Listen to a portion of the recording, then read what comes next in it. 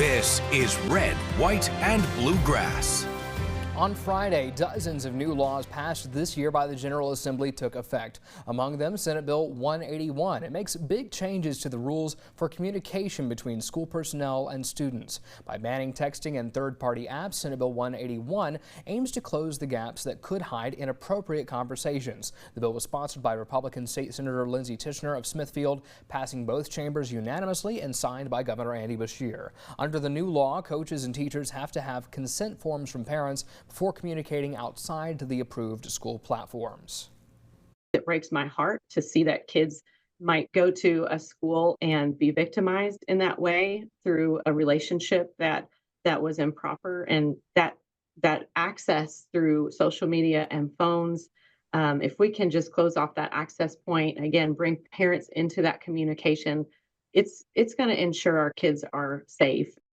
Now, the rules apply even to informal communication between coaches and student athletes, or in instances where a teacher is also a longtime family friend. They'll have to get that waiver. So, Representative Roarx, let's start with you here. Did you get any questions over this bill? Have you gotten even more questions since we've got closer, or now that we've reached that enforcement date? Yes, I think the bill came up during session in a way that maybe people didn't necessarily catch on to it fast enough to weigh in. But I think there was universal agreement amongst legislators that this is a really good protection to be putting in place for a myriad of reasons.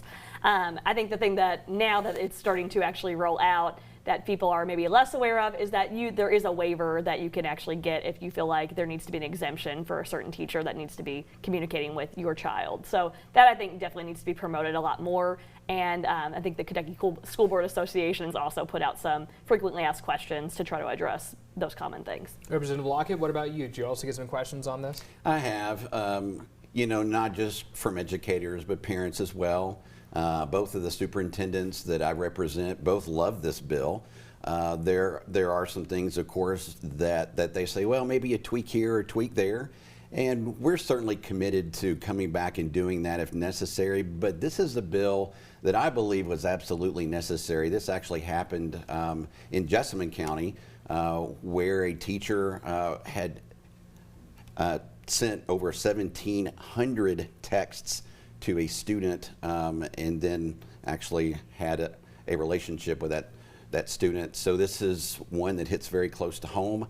It's, I think, extremely important, and I'm glad that we did it.